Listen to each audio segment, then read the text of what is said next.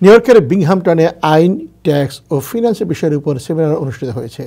সম্প্রতি স্থানীয় 9 ওয়াশিংটন এভিনিউর একটি রেস্টুরেন্টে আয়োজিত সেমিনারে সংশ্লিষ্ট বিষয়ে মানুষের মধ্যে ধারণা দেওয়া হয়।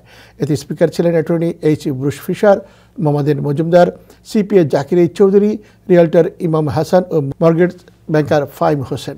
ডক্টর মুক্তার হোসেনের সভাপতিত্বে অনুষ্ঠিত সেমিনারে লোন পাওয়া, বাড়ি ক্রয় বিক্রয় ও ট্যাক্স রিটার্ন এবং যে কোনো দুর্ঘটনায় ক্ষতিপূরণ পাওয়ার বিষয়েও বিস্তারিত তুলে ধরা হয়। মরার পরেও কিন্তু আপনাকে ট্যাক্স ফাইল করতে হয়, ডেথ সার্টিফিকেট যেটা, ডেথ ট্যাক্স যেটা।